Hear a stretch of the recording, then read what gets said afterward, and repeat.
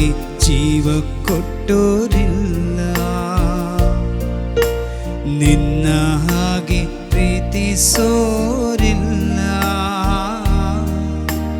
ನಿನ್ನ ಹಾಗೆ ಜೀವ ಕೊಟ್ಟೋರಿಲ್ಲ. ಯೇಸುವೇ ನೀನೇ ಜೀವವು, ಯೇಸುವೇ ನೀನೇ ಪ್ರಾಣವು, ಯೇಸುವೇ ನೀನೇ ನನ್ನ ರಕ್ಷೆಯು, ಸ್ನೇಹವೇ ಜೀವದಾತನೇ, ಸ್ನೇಹಿತ ನನ್ನ ಸ್ನೇಹಿತ, ಜೀವ ಕೊಟ್ಟ ನನ್ನ ಸ್ನೇಹಿತ.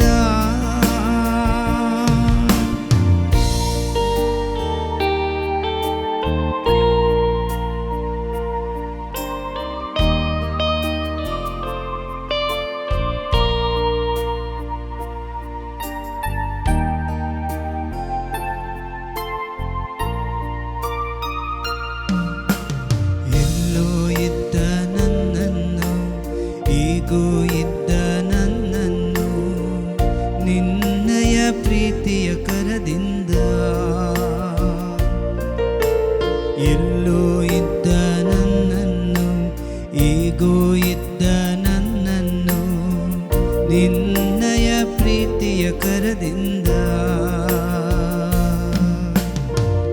ಸೌಖ್ಯವ ನೀಡಿದೆ, ಜೀವವ ನೀಡಿದೆ, ಹೊಸ ಜೀವವ ನೀಡಿದೆ, ಸೌಖ್ಯವ ನೀಡಿದೆ, ಜೀವವ ನೀಡಿದೆ, ಹೊಸ ಜೀವವ ನೀಡಿದೆ.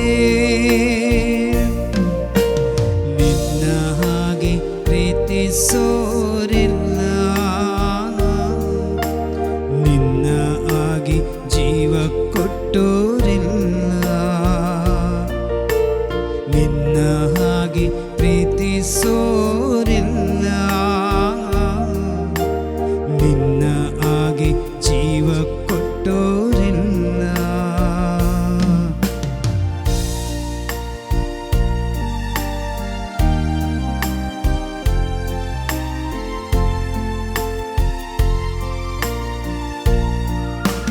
ಕತ್ತಲೆಯಲ್ಲಿ ನಡೆವಾಗ, ಯಾರು ಕಾಣದೆ ಅಳುವಾಗ, ನಿನ್ನಯ ಪ್ರೀತಿಯ ಕರದಿಂದ, ಕತ್ತಲೆಯಲ್ಲಿ ನಡೆವಾಗ, ಯಾರು ಕಾಣದೆ ಅಳುವಾಗ, ನಿನ್ನಯ ಪ್ರೀತಿಯ ಕರದಿಂದ, ಸ್ಪರ್ಶವ ನೀಡಿದೆ, ಜೀವವ ನೀಡಿದೆ, ಹೊಸ ಜೀವವ ನೀಡಿದೆ,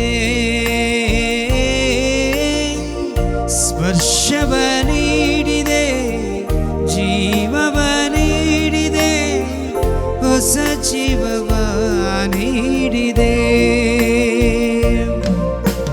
ನಿನ್ನ ಹಾಗೆ ಪ್ರೀತಿಸೋರಿಲ್ಲ, ನಿನ್ನ ಹಾಗೆ ಜೀವ ಕೊಟ್ಟೋರಿಲ್ಲ, ನಿನ್ನ ಹಾಗೆ ಪ್ರೀತಿಸೋರಿಲ್ಲ, ನಿನ್ನ ಹಾಗೆ ಜೀವ ಕೊಟ್ಟೋರಿಲ್ಲ. ಯೇಸುವೇ ನೀನೇ ಜೀವವು, ಯೇಸುವೇ ನೀನೇ ಪ್ರಾಣವು, ಯೇಸುವೇ ನೀನೇ ನನ್ನ ರಕ್ಷೆಯು, ಸ್ನೇಹವೇ ಜೀವದಾತನೇ, ಸ್ನೇಹಿತ ನನ್ನ ಸ್ನೇಹಿತ, ಜೀವ ಕೊಟ್ಟ ನನ್ನ ಸ್ನೇಹಿತ, ಜೀವ ಕೊಟ್ಟ ನನ್ನ ಸ್ನೇಹಿತ.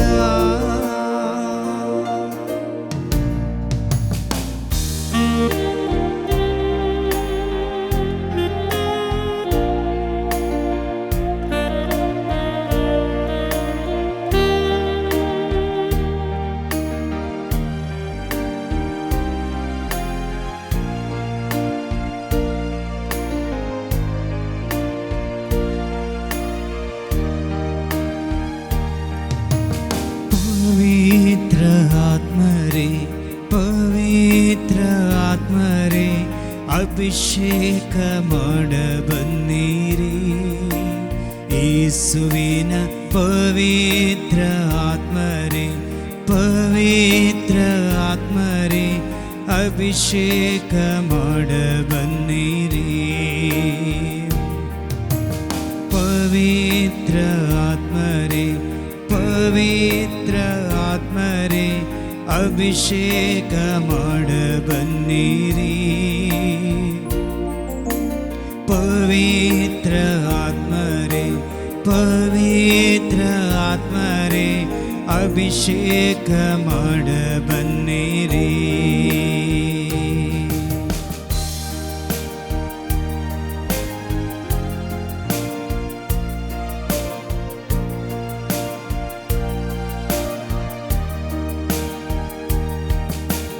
ತುಂಬಿರಿ ನಿಮ್ಮ ಕೃಪೆಯಿಂದ ನಿಮ್ಮಲ್ಲಿ ನಾ ಜೀವಿಸಲು. ತುಂಬಿರಿ ನಿಮ್ಮ ಕೃಪೆಯಿಂದ ನಿಮ್ಮಲ್ಲಿ ನಾ ಜೀವಿಸಲು. ಜೀವಕ್ಕೆ ಜೀವ ನೀಡಿರಿ ಜೀವಕ್ಕೆ ಜೀವ ನೀಡಿರಿ. ಯೇಸುವೇ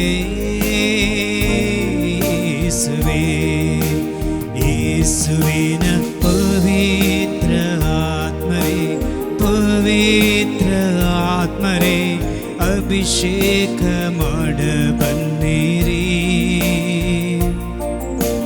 ಪವಿತ್ರ ಆತ್ಮರೇ ಪವಿತ್ರ ಆತ್ಮರೇ ಅಭಿಷೇಕ ಮಾಡ ಬನ್ನಿರಿ.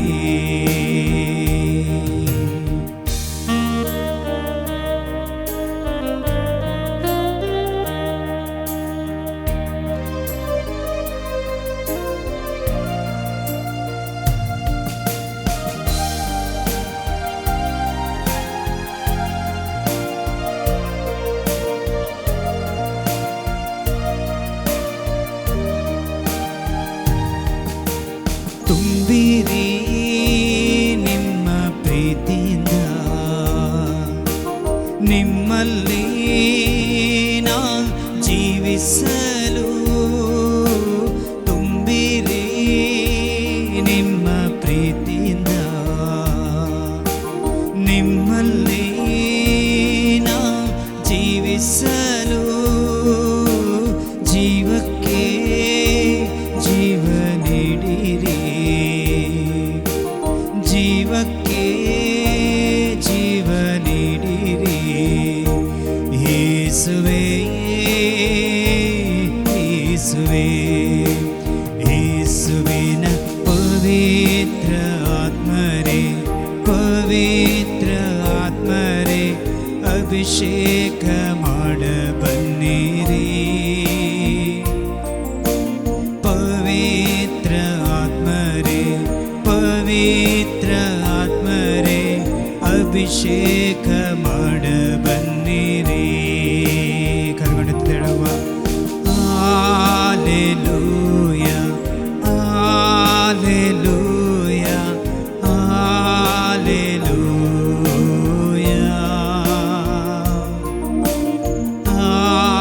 ಹಾಲೆಲೂಯ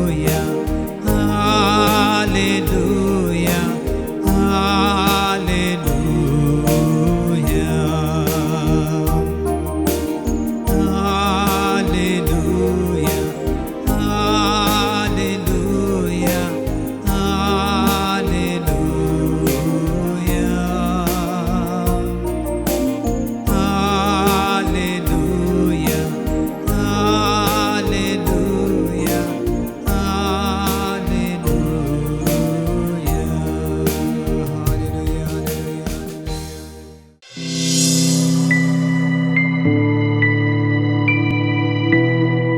ದೇವ್ರ ನಮಗೆ ಸ್ತೋತ್ರವಾಗಲಿ.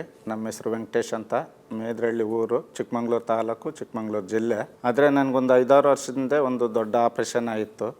ಮತ್ತು ಈಗ ಒಂದು 2 ವರ್ಷದಿಂದ ಒಂದು ಸ್ಟೆಂತ್ ಹಾಕಿದ್ದಾರೆ. ಆದರೆ ಭಾಳ ನೋವಾಗ್ತಾಯಿತ್ತು. ಆಗ ಇಲ್ಲಿಗೆ ಪ್ರಾರ್ಥನೆ ಬಂದಾಗ ಈ ಸಂದರ್ಭದಲ್ಲಿ ರೋಗ ಸೌಖ್ಯ ಆರಾಧನೆ ಇದೆ, ನೀವು ನಿಮ್ಮ ಮನಸ್ಸಿಗೆ ಬಂದಂತೆ ಪ್ರಾರ್ಥನೆ ಮಾಡಿ ದೇವರು ಗುಣಪಡಿಸ್ತಾರಂತ ಹೇಳಿದರು.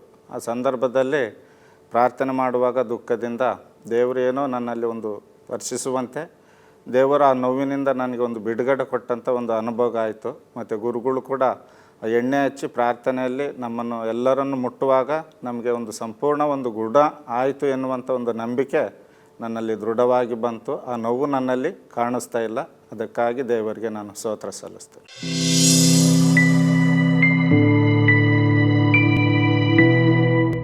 ದೇವರು ನನ್ನನ್ನು ಕೂಡ ಸಭೆ ಮಧ್ಯದಲ್ಲಿ ಸಾಕ್ಷಿ ಮಗಳಾಗಿ ನಿಲ್ಲಿಸಿದ್ದಾರೆ. ನನ್ನ ಹೆಸರು ಮಾರಮ್ಮ, ನಮ್ಮ ಊರು ಹಾಸನ ಜಿಲ್ಲೆ. ದೇವರು ಇಲ್ಲಿಗೆ ಬರ್ಬೇಕಾದ್ರೆ ನಮಗೆ ಇಲ್ಲಿ ಪ್ರಾರ್ಥನೆ ಮಾಡ್ಬೇಕಾದ್ರೆ ತುಂಬ ಸೊಂಟ ನೋವಿತ್ತು. ಮುಂಚೆ ಒಂದು 5-6 ವರ್ಷದಿಂದಲೂ ತುಂಬ ಸೊಂಟ ನೋವು. ನಾವು ಎಕ್ಸರೆ ಮಾಡಿಸಿದ್ವು. ಸೊಂಟದ ಈ ಹಿಂದ್ಗಡೆ ಭಾಗದಲ್ಲಿ ತುಂಬ ಸೊಂಟ ಬೊಗ್ಗಿ ಮಣ್ಣು ಕೆಲಸ ಮಾಡೋದು. ನಾವು ಮಣ್ಣು ಕೆಲಸ ನಾನು ಸೊಂಟ ತುಂಬ ನೋವೆಂಬುದಾಗಿ ಹಾಸ್ಪಿಟ್ಲಿಗೆ ತೋರಿಸ್ಬೇಕಾರೆ ಸ್ಕ್ಯಾನಿಂಗ್ ಎಕ್ಸರೆ ಮಾಡೋಕೆ ಹೇಳಿದರು. ನಾವು ಎಕ್ಸರೆ ಮಾಡಿಸ್ಬೇಕಾರೆ ತುಂಬ ನಿಮ್ಮದು ಸೊಂಟ ಸವಿದು ಹೋಗಿದೆ, ಬೊಗ್ಗಿದ ಕಾರಣದಿಂದ ಸವಿದು ಹೋಗಿದೆ ಎಂಬುದಾಗಿ ಹೇಳಿದರು. ನಾನು ತುಂಬ 5-6 ವರ್ಷದಿಂದ ತುಂಬ ನೋವು, ಹೇಳ್ಕೊಳ್ಳೋದಾಗದಷ್ಟು ನೋವು, ಯಾರಿಗೂ ಹೇಳ್ಕೊಳ್ಳೋಕ್ಕಾಗ್ತಾಯಿರಲಿಲ್ಲ. ಅಷ್ಟು ನೋವು ಇರಬೇಕಾದ್ರೂ ನಾನು ಕೆಲಸ ಮಾಡಬೇಕಾಗಿತ್ತು. ದೇವರು ಇಲ್ಲಿ ನಾವು ಬರ್ಬೇಕಾರೆ ಸ್ವಸ್ಥತೆ ಆರಾಧನೆ ಮಾಡ್ಬೇಕಾರೆ ಸೇವಕರು ಹೇಳಿದ್ರು, ನಿಮಗೆ ಎಲ್ಲಿ ನೋವು ಇದೆಯೋ ಅಲ್ಲಿ ಕೈ ಇಟ್ಕೊಂಡು ಪ್ರಾರ್ಥನೆ ಮಾಡಿ ದೇವರು ಗುಣಪಡಿಸ್ತಾರೆ ಎಂಬುದಾಗಿ ನಾನು ನಂಬಿಕೆ ಇಟ್ಟು ಪ್ರಾರ್ಥನೆ ಮಾಡಿ ಆ ಸಮಯದಲ್ಲಿ ನನಗೆ 2 ದಿನದಿಂದಲೂ ನೋವಿರಲಿಲ್ಲ. ಆ ಸಮಯದಲ್ಲೇ ತುಂಬ ನೋವಾಯಿತು ಎಂಬುದಾಗಿ ನಾನು ಹಿಂಗೆ ಬುಗ್ ನೋಡ್ಕೊಂಡು ಪ್ರೇಯರ್ ಮಾಡಿ ಮತ್ತೆ ಪ್ರೇಯರ್ ಮಾಡಬೇಕಾದ್ರೆ ದೇವರು ನನಗೆ ಕಡಿಮೆ ಆಯಿತು. ದೇವರು ಬಿಡುಗಡೆ ಕೊಟ್ಟಿದ್ದಾರೆ. ದೇವರ ನಾಮಕ್ಕೆ ಸ್ತೋತ್ರವಾಗಲಿ.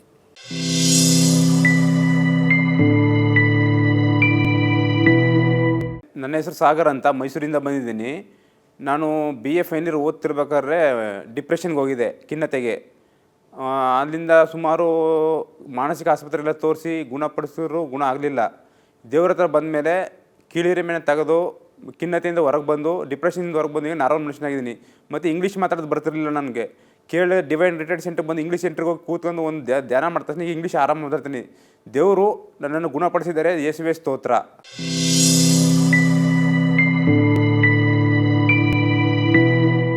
Price the lord. ಹಲ್ಲೆಲೂಯಾ. ಯೇಸುವೇ ಸ್ತೋತ್ರ, ಯೇಸುವೇ ವಂದನೆ, ಯೇಸುವೇ ಆರಾಧನೆ, ಯೇಸುವೇ ಮಹಿಮೆ. Hallelujah, hallelujah, hallelujah. ಪ್ರಭು ಯೇಸುವಿನಲ್ಲಿ ಪ್ರಿಯ ಸಹೋದರ ಸಹೋದರಿಯರೇ, ಈ ಸಮಯದಲ್ಲಿ ನಾವು ದೇವರ ಪ್ರೀತಿಯ ಬಗ್ಗೆ ಸ್ವಲ್ಪ ಹೊತ್ತು ಧ್ಯಾನಿಸೋಣ.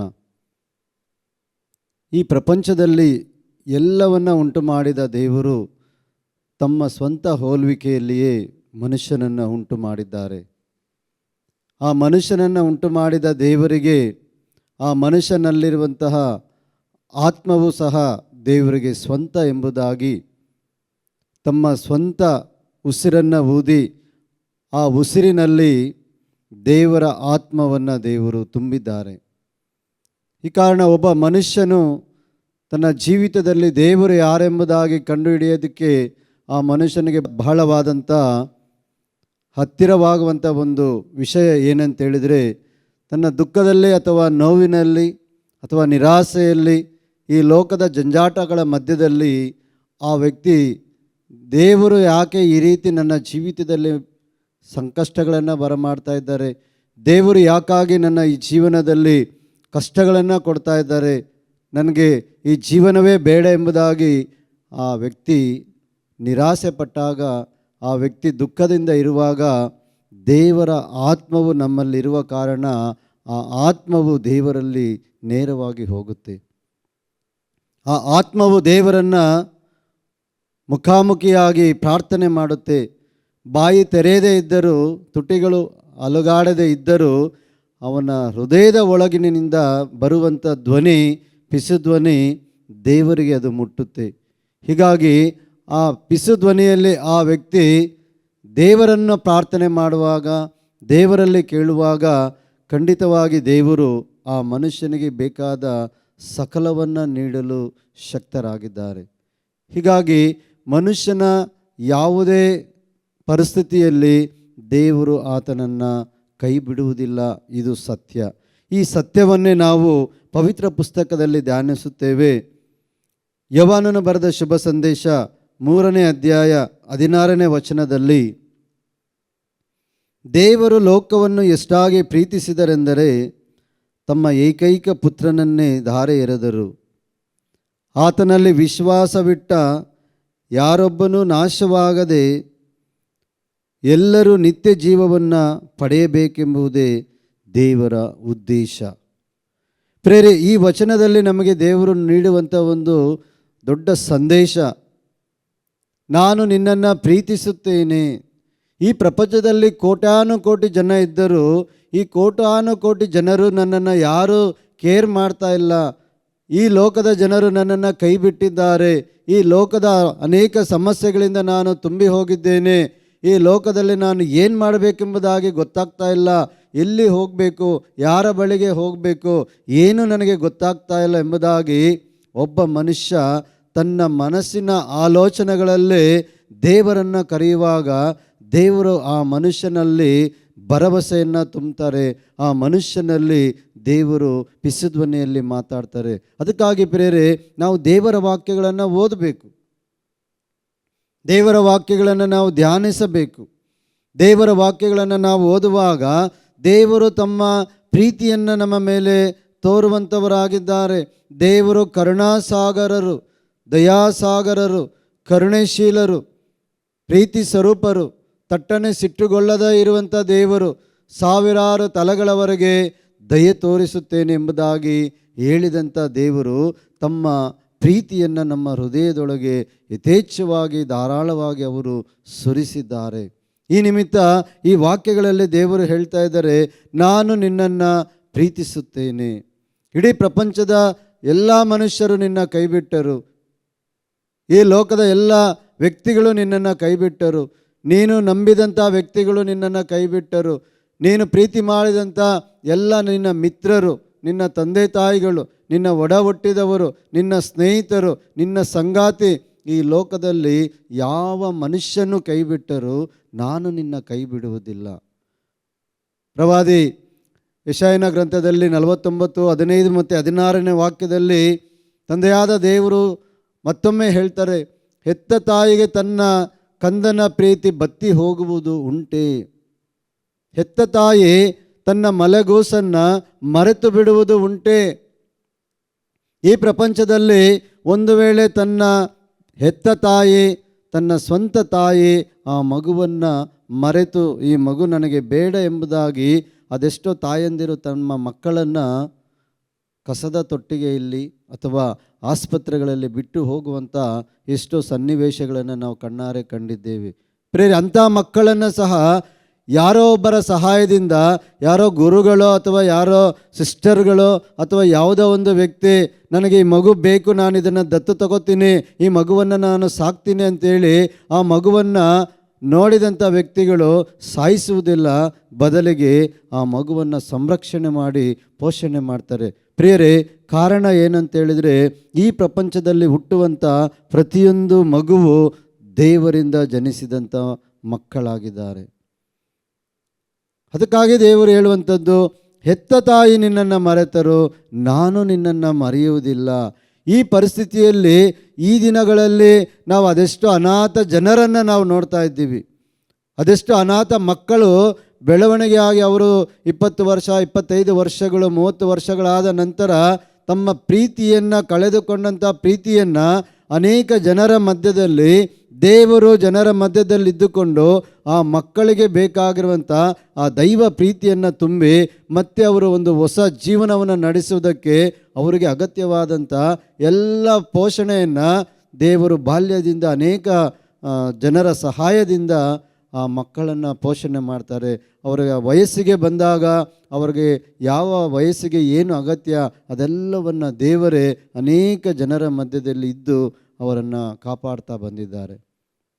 ಅಂಥ ಜನರಲ್ಲಿ ಅನೇಕ ಜನರು ಇವತ್ತು ಬದುಕ್ತಾ ಇದ್ದಾರೆ. ಕೆಲವೊಮ್ಮೆ ನಾವು ಈ ಟಿ ವಿಗಳಲ್ಲಿ, ಮಾಧ್ಯಮಗಳಲ್ಲಿ ನಾವು ನೋಡ್ತೀವಿ, ಅನೇಕ ಜನರು ಅದರಲ್ಲಿ ಬರ್ತಾರೆ. ಅವ್ರು ಹೇಳ್ತಾರೆ, ನನಗೆ ಅಪ್ಪ ಇಲ್ಲ, ನನಗೆ ಅಮ್ಮ ಇಲ್ಲ, ನನ್ನನ್ನು ಯಾರೋ ಬೆಳೆಸಿದರು, ನನಗೆ ಒಂದು ಕಾನ್ವೆಂಟಲ್ಲಿ ಸ್ಥಳ ಕೊಟ್ಟರು, ನನಗೊಂದು ಆಶ್ರಮದಲ್ಲಿ ಗುರುಗಳು ನನಗೆ ಸ್ಥಳ ಕೊಟ್ಟರು, ನಾನು ಓದಿದ್ದು ಒಂದು ಆಶ್ರಮದಲ್ಲಿ, ಆ ಆಶ್ರಮದಲ್ಲಿ ನನಗೆ ಊಟ ಬಟ್ಟೆಯನ್ನು ಕೊಟ್ಟರು, ಅಲ್ಲಿ ವಸತಿಯನ್ನು ಕೊಟ್ಟರು, ಎಷ್ಟೋ ಗುರುಗಳು ನನಗೆ ಒಳ್ಳೆಯದನ್ನು ಹೇಳಿಕೊಟ್ರು, ಕನ್ಯಾಶ್ರೀರು ನನಗೆ ದೇವರ ಬಗ್ಗೆ ನನಗೆ ಹೇಳಿಕೊಟ್ರು. ಪ್ರಿಯ ನನ್ನ ಸಹೋದರ ಸಹೋದರಿಯರೇ, ಅವರು ಹೇಳಿಕೊಟ್ಟಂಥ ಮಾತುಗಳು ದೇವರ ವಾಕ್ಯಗಳು.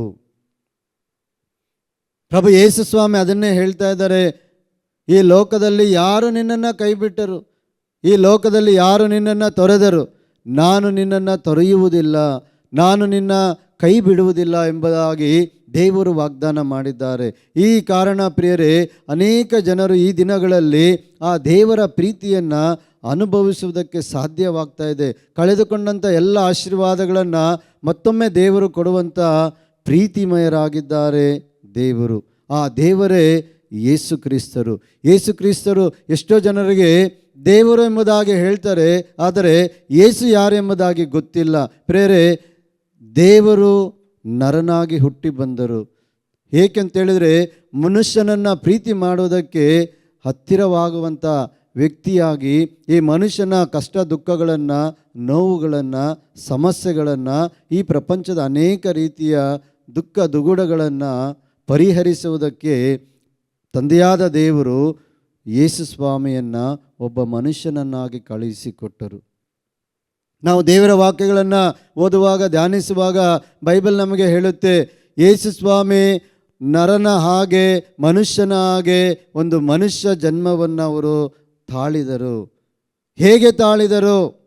ತಂದೆಯಾದ ದೇವರು ಗಾಬ್ರಿಯೇಲ್ ದೂತನ ಮುಖಾಂತರ ಮಾತೆ ಮರಿಯಮ್ಮನವರಿಗೆ ಸಂದೇಶವನ್ನು ಕೊಡುವಾಗ, ಇಗೋ ನೀನು ಗರ್ಭವತಿಯಾಗಿ ಒಬ್ಬ ಮಗನನ್ನು ನೀನು ಪಡೆಯುತ್ತೀಯ, ನೀನು ದೇವರಿಂದ ಆಕರ್ಷಿತಳಾಗಿದ್ದೀಯ, ದೇವರಿಂದ ನೀನು ಅನೇಕ ಆಶೀರ್ವಾದಗಳನ್ನು ಹೊಂದುವಂಥ ಸ್ತ್ರೀಯಾಗಿದ್ದೀಯ, ದೇವರಿಂದ ಕರೆಯನ್ನು ಹೊಂದಿದಂಥ ಸ್ತ್ರೀಯಾಗಿದ್ದೀಯ, ಇಗೋ ನಿನ್ನಲ್ಲಿ ದೇವರ ಪುತ್ರ ಜನಿಸುತ್ತಾರೆ, ಈ ದೇವರ ಪುತ್ರ ಪವಿತ್ರಾತ್ಮರಿಂದ ಜನಿಸುತ್ತಾರೆ.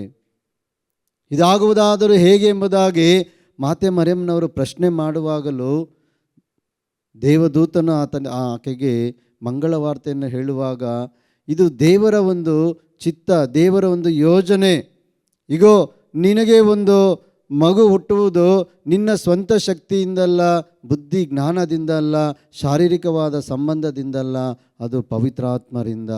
ಕೊನೆಯದಾಗಿ ಆಕೆ ಹೇಳ್ತಾಳೆ, ನಾನು ದೇವರ ದಾಸಿ, ದೇವರ ಚಿತ್ತದಂತೆ ನನಗಾಗಲಿ ಎಂಬುದಾಗಿ. ಪ್ರಿಯರೇ, ಪ್ರತಿಯೊಬ್ಬ ಮನುಷ್ಯನಲ್ಲೂ ದೇವರು ತಮ್ಮ ಯೋಜನೆಗಳನ್ನು ಇಡ್ತಾರೆ. ಯಾಕಂತೇಳಿದ್ರೆ ದೇವರು ಆ ಮನುಷ್ಯರನ್ನು ಬಹಳವಾಗಿ ಪ್ರೀತಿ ಮಾಡ್ತಾರೆ. ಈ ಕಾರಣ ಯೇಸು ಸ್ವಾಮಿ ಒಬ್ಬ ನರನಾಗಿ ಮನುಷ್ಯನಾಗಿ ಬಂದರು ಆ ತಾಯಿಯ ಮುಖಾಂತರವಾಗಿ. ಈ ಯೇಸು ಸ್ವಾಮಿಯನ್ನು ಅರಿಯದೆ ಎಷ್ಟೋ ಜನರು ದೇವರನ್ನು ಮಾತ್ರ ನಾನು ಪ್ರೀತಿ ಮಾಡ್ತೀನಿ, ದೇವರನ್ನು ಮಾತ್ರ ನಾನು ಆರಾಧನೆ ಮಾಡ್ತೀನಿ, ಆ ದೇವರು ಯಾರು ಎಂಬುದಾಗಿ ಗೊತ್ತಿಲ್ಲದಿದ್ದರೂ ಅನೇಕ ಜನ ದೇವರೆಂಬುದಾಗಿ ವಿಶ್ವಾಸಿಸ್ತಾರೆ, ಆದರೆ ಯೇಸು ಕ್ರಿಸ್ತರನ್ನು ಮರೆತು ಬಿಡುತ್ತಾರೆ. ಆದರೆ ಬೈಬಲ್ ನಮಗೆ, ಶ್ರೀಗ್ರಂಥ ನಮಗೆ ಹೇಳಿಕೊಡುತ್ತೆ, ಯೇಸು ಕ್ರಿಸ್ತರು ದೇವರ ಪುತ್ರ. ಈ ದೇವರ ಪುತ್ರ ಈ ಲೋಕಕ್ಕೆ ಬಂದಂಥ ಉದ್ದೇಶ ಏನಂತೇಳಿದರೆ, ಈ ಲೋಕದಲ್ಲಿ ಪ್ರಭು ಯೇಸುವನ್ನು ನಂಬುವಂಥ ಯಾರೊಬ್ಬರೂ ನಾಶವಾಗದೆ ಎಲ್ಲರೂ ನಿತ್ಯ ಜೀವವನ್ನು ಪಡೆಯಬೇಕು, ಎಲ್ಲರೂ ಸ್ವರ್ಗವನ್ನು ಪಡೆಯಬೇಕು, ಎಲ್ಲರೂ ದೇವರ ರಾಜ್ಯವನ್ನು ಪಡೆಯಬೇಕು. ಈ ಪ್ರಪಂಚದಲ್ಲಿ ಒಂದು 70 ವರ್ಷ, 80 ವರ್ಷ, 90 ವರ್ಷ, ಒಂದು 100 ವರ್ಷಗಳು ಜೀವನವನ್ನು ಮಾಡಿ ಅದಾದ ನಂತರ ಮರಣಗೊಳ್ಳುವ ವೇಳೆಯಲ್ಲಿ ಆ ಮನುಷ್ಯನ ಜೀವನ ಅಂದಿಗೆ ಅದು ಮುಕ್ತಾಯ ಆಗುವುದಿಲ್ಲ, ಅಂದಿಗೆ ಆ ಮನುಷ್ಯನ ಜೀವನ ಮುಗಿಯುವುದಿಲ್ಲ. ಬದಲಿಗೆ ಕ್ರಿಸ್ತನಲ್ಲಿ ವಿಶ್ವಾಸವಿರಿಸುವಂಥ ಪ್ರತಿಯೊಂದು ಮನುಷ್ಯನಿಗೂ ನಿತ್ಯ ಜೀವ ಇದೆ. ಅಂದರೆ ದೇವರ ರಾಜ್ಯ ಇದೆ, ಸ್ವರ್ಗ ರಾಜ್ಯ ಇದೆ. ಅಲ್ಲಿ ದೇವರೊಂದಿಗೆ ನಾವು ಜೀವಿಸುತ್ತೇವೆ, ದೇವರೊಂದಿಗೆ ನಾವು ಬದುಕುತ್ತೇವೆ. ಮುಗಿವಿಲ್ಲದ ಆನಂದದಲ್ಲಿ ನಿತ್ಯ ನಿರಂತರವಾಗಿ ಯುಗ ಯುಗಾಂತರಗಳಲ್ಲೂ ಹೇಗೆ ದೇವರು ಜೀವಿಸುತ್ತಾರೋ ಅದೇ ಪ್ರಕಾರವಾಗಿ ನಾವು ಸಹ ದೇವರೊಂದಿಗೆ ಯುಗ ಯುಗಾಂತರಗಳಲ್ಲೂ ಜೀವಿಸುವಂಥ ಒಂದು ಕೃಪೆಯನ್ನು, ಅವಕಾಶವನ್ನು ದೇವರು ನಮಗೆ ಕಲ್ಪಿಸಿಕೊಟ್ಟಿದ್ದಾರೆ. ಇದು ದೇವರ ಪ್ರೀತಿಯಾಗಿದೆ ಪ್ರಿಯರೇ. ಮನುಷ್ಯ ಪ್ರೀತಿ ಮಾಡುವುದು ಹಣವಿರುವಾಗ, ಆಸ್ತಿ ಇರುವಾಗ, ಯೌವನ ಇರುವಾಗ, ನಮ್ಮಲ್ಲಿ ಅಂದಚಂದಗಳು ಇರುವಾಗ, ನಮ್ಮಲ್ಲಿ ಪ್ರತಿಭೆಗಳು ಇರುವಾಗ, ನಮ್ಮಿಂದ ಏನಾದರೂ ಉಪಯೋಗ ಇರುವಾಗ ಅನೇಕ ಜನರು ನಮ್ಮನ್ನು ಪ್ರೀತಿ ಮಾಡ್ತಾರೆ. ಆದರೆ ಪ್ರಿಯರೇ, ಕೆಲವೊಮ್ಮೆ ನಮ್ಮಲ್ಲಿ ಏನಾದರೂ ಕಡಿಮೆ ಆದಲ್ಲಿ, ನಮ್ಮಲ್ಲಿ ಕೊರತೆಗಳು ಬಂದಲ್ಲಿ, ನಮಗೆ ಸಾಲಗಳು ಆದಲ್ಲಿ, ಅಥವಾ ನಮ್ಮಲ್ಲಿ ಯಾವುದೇ ಒಂದು ಬಯಸುವಂಥ ಅಗತ್ಯಗಳು ನಮ್ಮಲ್ಲಿ ಇಲ್ಲವಾದಲ್ಲಿ ಅನೇಕ ಜನರು ನಮ್ಮನ್ನು ಬಿಟ್ಟು ಹೋಗ್ತಾರೆ. ಆದರೆ ದೇವರು ಆ ರೀತಿಯಲ್ಲ. ಪ್ರವಾದಿ ಯೆರೆಮೀಯನ ಗ್ರಂಥ 31ನೇ ಅಧ್ಯಾಯ 3ನೇ ವಚನದಲ್ಲಿ ದೇವರ ವಾಕ್ಯ ಹೀಗೆ ಹೇಳುತ್ತೆ, ಸರ್ವೇಶ್ವರನಾದ ನಾನು ದೂರದಿಂದ ಅದಕ್ಕೆ ದರ್ಶನ ಕೊಟ್ಟು, ನಾನು ನಿನ್ನನ್ನು ಪ್ರೀತಿಸುವುದು ಶಾಶ್ವತವಾದ ಪ್ರೇಮದಿಂದ, ಈ ಕಾರಣ ನಿನ್ನನ್ನು ಆಕರ್ಷಿಸಿಕೊಂಡಿದ್ದೇನೆ ಅಚಲ ಪ್ರೇಮದಿಂದ. ಪ್ರಿಯ ನನ್ನ ಸಹೋದರ ಸಹೋದರಿಯರೇ, ದೇವರು ಅಪಾರವಾದಂಥ ಪ್ರೀತಿಯನ್ನು ಪ್ರತಿಯೊಂದು ಮನುಷ್ಯನ ಮೇಲೆ ಇಟ್ಟಿದ್ದಾರೆ. ಅನೇಕ ಜನರು ದೇವರ ಪ್ರೀತಿಯನ್ನು ಕಳೆದುಕೊಂಡಿದ್ದಾರೆ. ಅಂದರೆ ದೇವರು ನನ್ನನ್ನು ಪ್ರೀತಿ ಮಾಡ್ತಾರಾ, ದೇವರು ನನ್ನನ್ನು ಪ್ರೀತಿಸ್ತಾರಾ, ನಾನೊಬ್ಬ ಪಾಪಿಯಾಗಿದ್ದೇನೆ, ನಾನೊಬ್ಬ ದ್ರೋಹಿಯಾಗಿದ್ದೇನೆ, ದೇವರು ನನ್ನನ್ನು ಖಂಡಿತವಾಗಿ ಪ್ರೀತಿಸ್ತಾರಾ, ದೇವರು ನನ್ನನ್ನು ಇಷ್ಟಪಡ್ತಾರಾ ಎಂಬುದಾಗಿ ಅನೇಕ ಜನ ಡೌಟ್ ಪಡ್ತಾರೆ. ನಾನು ಪಾಪ ಮಾಡಿದ್ದೀನಿ, ನನ್ನ ಹತ್ರ ಹಣ ಇಲ್ಲ, ನನ್ನ ಹತ್ರ ಬಂಗಾರ ಇಲ್ಲ, ನನ್ನ ಹತ್ರ ಆಸ್ತಿ ಇಲ್ಲ, ನನ್ನನ್ನು ದೇವರು ಪ್ರೀತಿಸ್ತಾರಾ ಎಂಬುದಾಗಿ ಪ್ರಿಯರೇ ಅನೇಕರು ಇದರ ಬಗ್ಗೆ ಹೇಳ್ಕೊಳ್ತಾರೆ. ಆದರೆ ದೇವರು ಹೇಳ್ತಾರೆ, ನಾನು ನಿನ್ನನ್ನು ಪ್ರೀತಿಸುವುದು ಶಾಶ್ವತವಾದ ಪ್ರೇಮದಿಂದ ಎಂಬುದಾಗಿ. ದೇವರು ನಮ್ಮನ್ನು ಪ್ರೀತಿ ಮಾಡುವುದು ಮನುಷ್ಯನ ರೀತಿ ಅಲ್ಲ ಪ್ರಿಯರೇ. ನಮ್ಮ ಹೃದಯಗಳನ್ನು ನೋಡಿ ಪ್ರೀತಿ ಮಾಡುವಂಥದ್ದು, ನಮ್ಮ ಆತ್ಮಗಳನ್ನು ನೋಡಿ ದೇವರು ನಮ್ಮನ್ನು ಪ್ರೀತಿ ಮಾಡುವಂಥದ್ದು. ಹೀಗಾಗಿ ದೇವರು ಪ್ರತಿಯೊಬ್ಬರ ಜೀವನದಲ್ಲೂ ಅನೇಕ ರೀತಿಗಳಲ್ಲಿ ನಮಗೆ ಸಂದೇಶಗಳನ್ನು ಕೊಡ್ತಾರೆ. ಅನೇಕ ವ್ಯಕ್ತಿಗಳ ಮುಖಾಂತರ ಹೇಳ್ತಾರೆ, ಗುರುಗಳ ಮುಖಾಂತರ ಹೇಳ್ತಾರೆ, ಅನೇಕ ಸಂದೇಶಗಳನ್ನು ಹೇಳ್ತಾರೆ. ವಾಟ್ಸಪ್ಗಳಲ್ಲಿ ಈ ದಿನಗಳಲ್ಲಿ ಬರುತ್ತೆ, ನಾನು ನಿನ್ನನ್ನು ಪ್ರೀತಿಸ್ತೇನೆ, ಯೇಸು ನಿನ್ನನ್ನು ಪ್ರೀತಿಸ್ತಾರೆ ಎಂಬುದಾಗಿ ಅನೇಕ ಕಡೆಗಳಲ್ಲಿ ನಾವು ಓದ್ತೀವಿ. ಆದರೆ ಪ್ರಿಯರೇ, ಅದನ್ನು ನೋಡಿ ನಾವು ಮರೆತು ಹೋಗ್ತೀವಿ. ದೇವ್ರು ನನ್ನನ್ನು ಪ್ರೀತಿ ಮಾಡ್ತಾರಾ? ದೇವ್ರು ನನ್ನನ್ನು ಪ್ರೀತಿ ಮಾಡೋದಾದರೆ ನನಗೆ ಯಾಕೆ ಈ ಥರ ಕಷ್ಟ, ನನಗೆ ಈ ಥರ ಸೋಲುಗಳಾಗ್ತಾ ಇದೆ, ನನಗೆ ಹಣಕಾಸಿನ ಸಮಸ್ಯೆ. ಪ್ರಿಯರೇ, ಇಂಥ ಪರಿಸ್ಥಿತಿಗಳಲ್ಲಿ ದೇವರ ಮೇಲೆ ನೀವು ವಿಶ್ವಾಸವಿಡಿ. ದೇವರ ವಾಕ್ಯಗಳನ್ನು ನೀವು ವಿಶ್ವಾಸಿಸಿ ನಂಬಿ. ಸಂತ ಪೌಲರು ಇದರ ಬಗ್ಗೆ ಹೇಳುವಂಥ ಕೆಲವು ವಾಕ್ಯಗಳನ್ನು ಈ ಸಮಯದಲ್ಲಿ ನಿಮ್ಮೊಂದಿಗೆ ಹಂಚಿಕೊಳ್ಳೋದಕ್ಕೆ ನಾನು ಇಷ್ಟಪಡ್ತೀನಿ. ಸಂತ ಪೌಲರು ರೋಮನರಿಗೆ ಬರೆದ ಪತ್ರ 8ನೇ ಅಧ್ಯಾಯದಲ್ಲಿ 35ನೇ ವಾಕ್ಯದಿಂದ ನಾವು ಓದುವುದಾದರೆ, ಸಂತ ಪೌಲರು ಅನೇಕ ಸಮಸ್ಯೆಗಳಿಗೆ ಈಡಾಗ್ತಾರೆ. ಯೇಸುವನ್ನು ಅರಿಯದೇ ಇದ್ದಂಥ ಕಾಲದಲ್ಲಿ ಸಂತ ಪೌಲ ಏನು ಮಾಡ್ತಾ ಇದ್ದ ಅಂತೇಳಿದರೆ, ಅವನು ಸೌಲನಾಗಿದ್ದ. ಯೇಸುವನ್ನು ಅರಿಯದೇ ಇದ್ದಂಥ ಕಾಲದಲ್ಲಿ ಯೇಸುವನ್ನು ಯಾರು ವಿಶ್ವಾಸಿಸ್ತಾರೆ, ಯೇಸುವಿನ ಬಗ್ಗೆ ಯಾರು ಮಾತಾಡ್ತಾರೆ, ಯೇಸುವಿನ ಬಗ್ಗೆ ಯಾರು ಇನ್ನೊಬ್ಬರಿಗೆ ತಿಳಿಸ್ತಾರೆ, ಆ ವ್ಯಕ್ತಿಗಳನ್ನು ಸಾಯಿಸುವುದಕ್ಕಾಗಿ, ಆ ವ್ಯಕ್ತಿಗಳನ್ನು ನಾಶ ಮಾಡುವುದಕ್ಕಾಗಿ ಈ ಸೌಲ ಪಣ ತೊಟ್ಟಿದ್ದ. ಯಾವಾಗ ಸೌಲನನ್ನು ಯೇಸು ಸ್ವಾಮಿ ಕರೆದರೋ, ಸೌಲನನ್ನು ಯೇಸು ಸ್ವಾಮಿ ಮುಟ್ಟಿದರೋ, ಸೌಲನ ಜೀವಿತದಲ್ಲಿ ಯೇಸು ಸ್ವಾಮಿ ಬಂದರೋ, ಆತನ ಜೀವನ ಮಾರ್ಪಾಡಾಯಿತು, ಆತನ ಜೀವನ ಬದಲಾಯಿತು. ಬದಲಾದ ನಂತರ ಆತ ನಿಜವಾದ ದೇವರು, ಲೋಕರಕ್ಷಕರು ಯೇಸು ಒಬ್ಬರೇ ಎಂಬುದಾಗಿ ತನ್ನ ಜೀವಿತದಲ್ಲಿ ಯೇಸುವಿಗಾಗಿ ದುಡಿಯೋದಕ್ಕೆ ತೀರ್ಮಾನ ಮಾಡ್ತಾನೆ. ಈ ಲೋಕದಲ್ಲಿ ನಾನು ಬದುಕುವುದಾದರೆ ಯೇಸುವಿಗಾಗಿಯೇ ಬದುಕ್ತೀನಿ, ಈ ಲೋಕದಲ್ಲಿ ನಾನು ಸಾಯುವುದಾದರೆ ಯೇಸು ನಾಮದಲ್ಲಿ ನಾನು ಸಾಯ್ತೀನಿ. ಈ ಲೋಕದಲ್ಲಿ ಯೇಸು ಒಬ್ಬರೇ ನಿಜವಾದ ದೇವರು, ಅವರು ಈ ಲೋಕದ ಸಕಲ ಮಾನವರನ್ನು ಪ್ರೀತಿಸ್ತಾರೆ, ಈ ಲೋಕದಲ್ಲಿರುವ ಪ್ರತಿಯೊಂದು ಮನುಷ್ಯನಿಗೂ ಅವರೇ ದೇವರು ಎಂಬುದಾಗಿ ಸಂತ ಪೌಲನು ಹೇಳುವಾಗ, ಆ ಪೌಲನ ಜೀವನದಲ್ಲಿ ಅನೇಕ ಸಮಸ್ಯೆಗಳು ಬರುತ್ತೆ. ಆತನನ್ನು ಎಷ್ಟೋ ಬಾರಿ ಸೆರೆಮನೆಯಲ್ಲಿ ಹಾಕ್ತಾರೆ, ಆತನಿಗೆ ಚಡಿ ಏಟುಗಳನ್ನು ಕೊಡ್ತಾರೆ, ಆತನಿಗೆ ಚಾವಟಿಗೆಯಿಂದ ಒಡೆದು ಯೇಸುವಿನ ಬಗ್ಗೆ ಹೇಳಬಾರದು ಎಂಬುದಾಗಿ ಹೇಳ್ತಾರೆ, ದಂಡನೆಯನ್ನು ವಿಧಿಸ್ತಾರೆ. 3 ದಿನ ಹಗಲು ರಾತ್ರಿ ಒಂದು ಚಿಕ್ಕ ಹಲಗೆಯ ಮೇಲೆ ಸಮುದ್ರದಲ್ಲಿ ಆತ 3 ಹಗಲು ರಾತ್ರಿ ನೀರಿನಲ್ಲಿ ಹಲಗೆಯ ಮೇಲೆ ತೇಲಾಡ್ತಾ ಇರ್ತಾನೆ. ಎಷ್ಟೋ ದಿನಗಳು ರಾತ್ರಿ ನಿದ್ದೆ ಇಲ್ಲ, ಊಟ ಇಲ್ಲ, ನೀರಿಲ್ಲ.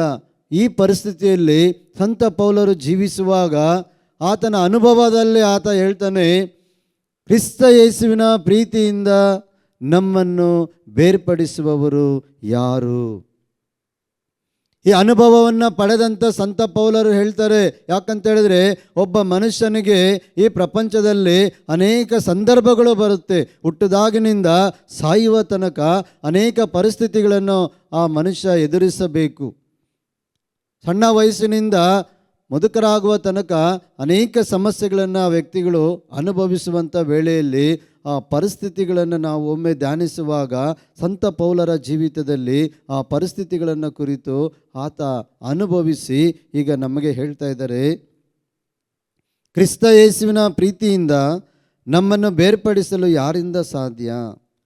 ಕಷ್ಟ, ಸಂಕಟ, ಇಕ್ಕಟ್ಟು, ಬಿಕ್ಕಟ್ಟು, ಹಿಂಸೆ, ಬಾಧೆ ಇವುಗಳಿಂದ ಸಾಧ್ಯವೇ? ಇಲ್ಲ. ಹಸಿವು, ನೀರಡಿಕೆ, ನಗ್ನಸ್ಥಿತಿ, ಆಪತ್ತು, ವಿಪತ್ತು, ಖಡ್ಗ ಕಟಾರಿಗಳಿಂದ ಸಾಧ್ಯವೇ? ಎಂದಿಗೂ ಇಲ್ಲ. ಪ್ರೇರೆ, ಒಬ್ಬ ಮನುಷ್ಯನಿಗೆ ಅಗತ್ಯವಾಗಿರುವಂಥ ಪ್ರತಿಯೊಂದು ಅಂಶಗಳನ್ನು ಕುರಿತು ಇಲ್ಲಿ ಸಂತ ಪೌಲರು ಹೇಳ್ತಾರೆ. ಊಟ ಇಲ್ಲದೇ ಇರುವಂಥ ಎಷ್ಟೋ ಜನ ಇವತ್ತಿದ್ದಾರೆ, ನೀರಿಲ್ಲದೆ ಇರುವಂಥ ಜನ ಎಷ್ಟೋ ಇದ್ದಾರೆ. ಇವತ್ತಿನ ದಿನ ಉಡಲಿಕ್ಕೆ ಬಟ್ಟೆ ಕೂಡ ಇಲ್ಲದೆ ಇರುವಂಥವ್ರು ಎಷ್ಟೋ ಜನ ಇದ್ದಾರೆ, ವಸತಿ ಇಲ್ಲದ ಜನ ಇದ್ದಾರೆ. ಅಂದರೆ ಈ ಭೂಲೋಕದ ಮೂಲಭೂತ ವಸ್ತುಗಳು, ಈ ಭೂಲೋಕದಲ್ಲಿ ಜೀವಿಸಲು ಬೇಕಾದಂಥ ಮೂಲಭೂತ ಸೌಕರ್ಯಗಳು ಇಲ್ಲದೆ ಎಷ್ಟೋ ಜನ ಬಡವರಾಗಿ, ನಿರ್ಗತಿಕರಾಗಿ, ಈ ಪ್ರಪಂಚದ ದೃಷ್ಟಿಯಲ್ಲಿ ಹೀನಾಯವಾಗಿ, ಯಾರಿಗೂ ಬೇಡದವರಾಗಿ ಬದುಕುತ್ತಿರುವಂಥ ಎಷ್ಟೋ ಜನ ಈ ಪ್ರಪಂಚದಲ್ಲಿ ಬದುಕ್ತಾ ಇದ್ದಾರೆ. ಅಂಥವರಿಗೂ ಯೇಸು ಸ್ವಾಮಿ ನಿಜವಾದ ದೇವರು.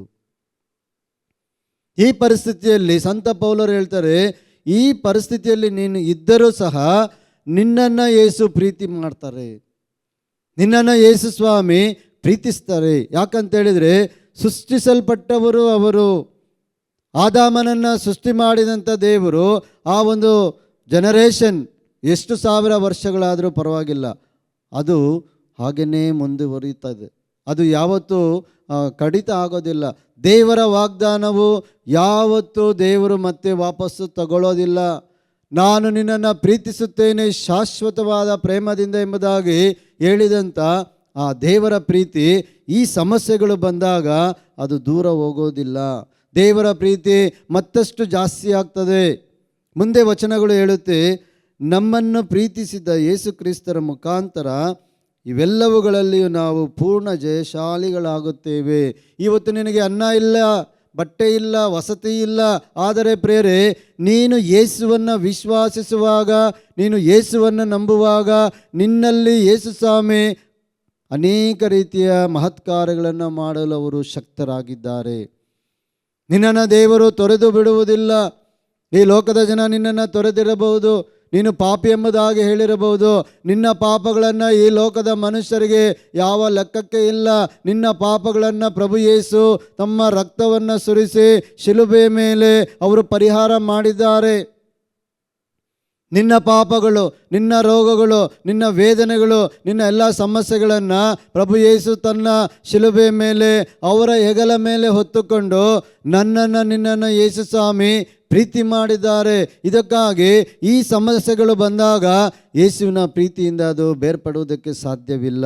ಮತ್ತು ಸಂತ ಪೌಲರು ಮುಂದುವರಿಸಿ ಹೇಳುತ್ತಾರೆ, ಸಾವಾಗಲಿ ಜೀವವಾಗಲಿ, ದೇವದೂತರಾಗಲಿ ದುರಾತ್ಮಗಳಾಗಲಿ, ಈಗಿನ ಸಂತತಿಗಳೇ ಆಗಲಿ, ಭವಿಷ್ಯದ ಆಗು ಹೋಗುಗಳೇ ಆಗಲಿ, ಯಾವ ಶಕ್ತಿಗಳೇ ಆಗಲಿ, ನಮ್ಮ ಪ್ರಭು ಯೇಸು ಕ್ರಿಸ್ತರಲ್ಲಿ ತೋರಿ ಬಂದ ದೈವ ಪ್ರೀತಿಯಿಂದ ನಮ್ಮನ್ನು ಬೇರ್ಪಡಿಸಲಾರವು.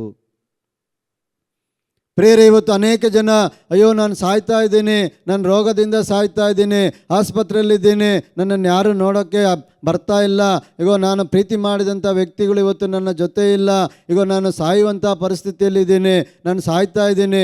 ಪ್ರಿಯ ನನ್ನ ಸಹೋದರ ಸಹೋದರಿ, ಈ ದೇವರ ವಾಕ್ಯವನ್ನು ಆಲಿಸ್ತಾ ಇದೆಯಲ್ವಾ, ಕೇಳ್ತಾ ಇದೆಯಲ್ವಾ? ಯೇಸು ಈಗ ನಿನ್ನನ್ನು ಪ್ರೀತಿ ಮಾಡ್ತಾ ಇದ್ದಾರೆ. ನೀನು ಹಾಸಿಗೆಯಲ್ಲಿದ್ದೀಯಲ್ವಾ? ಈ ಹಾಸಿಗೆಯಲ್ಲಿ ಯೇಸು ನಿನ್ನ ಜೊತೆ ಮಾತಾಡ್ತಾ ಇದ್ದಾರೆ. ಯೇಸು ಸ್ವಾಮಿ ಹೇಳ್ತಾರೆ, ನಾನು ನಿನ್ನನ್ನು ಪ್ರೀತಿಸುತ್ತೇನೆ, ನೀನು ಯೇಸುವನ್ನು ಪ್ರೀತಿ ಮಾಡು, ನೀನು ಯೇಸುವನ್ನು ಕೂಗಿ ಕರೆದು ಪ್ರಾರ್ಥನೆ ಮಾಡು. ಯೇಸುವೆ, ಈಗ ಈ ಲೋಕದಲ್ಲಿ ಎಲ್ಲರೂ ನನ್ನನ್ನು ಕೈ ಬಿಟ್ಟಿದ್ದಾರೆ, ಪ್ರಭು ಯೇಸುವೆ ನಿಮ್ಮನ್ನು ನಾನು ನಂಬುತ್ತೇನೆ, ನಿಮ್ಮನ್ನು ನಾನು ಪ್ರೀತಿಸ್ತೇನೆ, ನಿಮ್ಮನ್ನು ನಾನು ವಿಶ್ವಾಸಿಸ್ತೇನೆ, ನನ್ನ ಸಾವಿನಲ್ಲಿ ನಿಮ್ಮನ್ನು ನಾನು ನಂಬುತ್ತೇನೆ ಸ್ವಾಮಿ, ನನ್ನ ಈ ರೋಗದಲ್ಲಿ ನಿಮ್ಮನ್ನು ಆಶ್ರಯಿಸುತ್ತೇನೆ, ನನ್ನ ಈ ದುಃಖದಲ್ಲಿ ಈ ವೇದನೆಯಲ್ಲಿ ನಾನು ನಿಮ್ಮ ಪ್ರೀತಿಯನ್ನು ಮತ್ತೊಮ್ಮೆ ನಿಮ್ಮ ಪ್ರೀತಿಯನ್ನು ನಾನು ಗಳಿಸುವುದಕ್ಕಾಗಿ ಹಾತೊರೆಯುತ್ತಿದ್ದೇನೆ. ಯೇಸುವೆ, ನನ್ನ ಮೇಲೆ ಕರುಣೆಯಾಗಿರಿ, ನನ್ನ ಪಾಪಗಳ ಮೇಲೆ ದಯೆ ತೋರಿ, ಕರುಣೆ ತೋರಿ. ನಾನು ಗತಕಾಲದಲ್ಲಿ ಎಷ್ಟು ವರ್ಷಗಳು ನಾನು ಬದುಕಿದ್ದೆಯೋ ಆ ಬದುಕಿರುವಂಥ ವರ್ಷಗಳೆಲ್ಲ ನಿಮ್ಮನ್ನು ನಾನು ಬಿಟ್ಟು ಜೀವಿಸಿದ್ದೇನೆ. ಪ್ರಭು ಯೇಸುವೆ, ನಿಮ್ಮ ವಾಗ್ದಾನ ಇದಾಗಿದೆ, ಆ ಸಾವು ನನ್ನನ್ನು ಈ ಕ್ರಿಸ್ತನ ಪ್ರೀತಿಯಿಂದ ದೂರ ಮಾಡೋದಿಲ್ಲ ಎಂಬುದಾಗಿ ನೀವು ಹೇಳಿದ್ದೀರಾ. ಯೇಸು ಪ್ರಭುವೇ, ಈ ಸಾವಿನಲ್ಲೂ ನಾನು ನಿಮ್ಮನ್ನು ನಂಬುತ್ತೇನೆ, ನೀನು ವಿಶ್ವಾಸಿಸು. ಅನೇಕ ಜನ ಹೇಳ್ತಾರೆ, ಈ ಪ್ರಪಂಚದಲ್ಲಿ ದೇವದೂತರಾಗಲಿ ದುರಾತ್ಮಗಳಾಗಲಿ ಈಗಿನ ಸಂತತಿಗಳಾಗಲಿ ಭವಿಷ್ಯದ ಆಗು ಹೋಗುಗಳೇ ಆಗಲಿ ಯಾವ ಶಕ್ತಿಗಳೇ ಆಗಲಿ ಯೇಸು ಸ್ವಾಮಿಯ ಪ್ರೀತಿಯಿಂದ ನಮ್ಮನ್ನು ಬೇರ್ಪಡಿಸೋದಕ್ಕೆ ಸಾಧ್ಯ ಇಲ್ಲ. ಇವತ್ತು ಅನೇಕ ಜನ ಮಾಟ ಮಂತ್ರಗಳಲ್ಲಿ ಭಯಪಡ್ತಾ ಇದ್ದಾರೆ, ಅಧಿಕಾರಿಗಳಿಗೆ ಭಯಪಡ್ತಾ ಇದ್ದಾರೆ. ಇನ್ನು ಎಷ್ಟೋ ಜನ ತಮ್ಮ ಭವಿಷ್ಯದ ಬಗ್ಗೆ, ನಮ್ಮ ಮುಂದಿನ ಜೀವನದ ಬಗ್ಗೆ, ಮಕ್ಕಳ ಬಗ್ಗೆ, ಕುಟುಂಬದ ಬಗ್ಗೆ, ಹಣಕಾಸಿನ ಬಗ್ಗೆ, ಮನೆ ಬಗ್ಗೆ, ಈ ಭೂಲೋಕದ ವಸ್ತುಗಳ ಬಗ್ಗೆ ಭಯಪಡ್ತಾ ಇದ್ದಾರೆ. ಪ್ರಿಯ ನನ್ನ ಸಹೋದರ ಸಹೋದರಿ, ಯೇಸು ಇದ್ದಾರೆ. ಯೇಸು ಸ್ವಾಮಿ ನಿನ್ನೆ ಇದ್ದ ಹಾಗೆ ಇಂದು ಎಂದೆಂದಿಗೂ ಬದುಕಿರುವ ದೇವರು, ಅವರು ಜೀವಿಸುವ ದೇವರು, ಅವರು ಸತ್ತ ದೇವರಲ್ಲ, ಅವರು ಜೀವಂತ ದೇವರು. ನಿನ್ನನ್ನು ಕ್ಷಣ ಮಾತ್ರದಲ್ಲೇ ನಿನ್ನ ಜೀವಿತವನ್ನು ಬದಲಾವಣೆ ಮಾಡೋದಕ್ಕೆ, ಪರಿವರ್ತನೆ ಮಾಡೋದಕ್ಕೆ ಅವರಿಗೆ ಶಕ್ತಿ ಇದೆ. ಯೇಸು ಸ್ವಾಮಿ ಮರಣವನ್ನೇ ಜಯಿಸಿದಂಥ ಯೇಸು ನಿನ್ನ ಜೀವಿತದಲ್ಲಿ ಎಲ್ಲವನ್ನ ಪರಿವರ್ತನೆ ಮಾಡೋದಕ್ಕೆ, ಎಲ್ಲವನ್ನ ಹೊಸದಾಗಿ ಮಾಡೋದಕ್ಕೆ, ನಿನ್ನನ್ನು ಮತ್ತೆ ಜೀವಂತನಾಗಿ ಎಬ್ಬಿಸುವುದಕ್ಕೆ ದೇವರಿಗೆ ಶಕ್ತಿ ಇದೆ, ಯೇಸುವಿಗೆ ಶಕ್ತಿ ಇದೆ.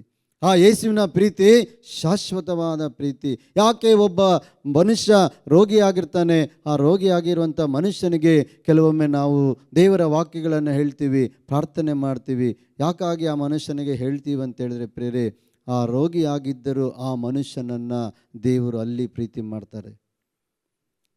ದೇವರಿಗೆ ಒಂದೇ ಒಂದು ಆಸೆ ಏನಂತೇಳಿದರೆ, ಯೇಸುವನ್ನು ನಂಬುವಂಥ ಮನುಷ್ಯರು ನರಕಕ್ಕೆ ಹೋಗಬಾರದು. ಯೇಸುವನ್ನು ವಿಶ್ವಾಸಿಸುವಂಥ ಯಾವುದೇ ವ್ಯಕ್ತಿಗಳು ನರಕಕ್ಕೆ ಹೋಗಬಾರದು. ಅದಕ್ಕಾಗಿ ಆ ವ್ಯಕ್ತಿಗಳಲ್ಲಿ ದೇವರ ಪ್ರೀತಿಯನ್ನು ತುಂಬುವುದಕ್ಕಾಗಿ ಯಾರೋ ಒಬ್ಬ ವ್ಯಕ್ತಿ ಬರ್ತಾರೆ, ಯಾರೋ ಗುರುಗಳು ಬರ್ತಾರೆ, ಒಬ್ಬರು ಕನ್ಯಾಸ್ತ್ರೀಯರು ಬರ್ತಾರೆ, ಅಥವಾ ಯಾರೋ ಒಬ್ಬ ಬೈಬಲ್ಲು ಹಿಡ್ಕೊಂಡು ದೇವರ ವಾಕ್ಯಗಳನ್ನು ಹೇಳೋದಕ್ಕೆ ಬರ್ತಾರೆ, ವಾಟ್ಸಾಪ್ಗಳಲ್ಲಿ ಬರ್ತಾರೆ, ಅನೇಕ ಮಾಧ್ಯಮಗಳಲ್ಲಿ, ಟಿ ವಿ ಮಾಧ್ಯಮಗಳಲ್ಲಿ ಬರ್ತಾರೆ. ಅಲ್ಲಿ ಹೇಳ್ತಾರೆ ಯೇಸು ನಿನ್ನನ್ನು ಪ್ರೀತಿಸ್ತಾರೆ. ಹಾಗಾದರೆ ಪ್ರೇರೆ, ಯೇಸು ನಿನ್ನನ್ನು ಈ ಪರಿಸ್ಥಿತಿಯಲ್ಲಿ ಪ್ರೀತಿಸ್ತಾರೆ. ನೀನು ನಂಬು, ನೀನು ವಿಶ್ವಾಸಿಸು.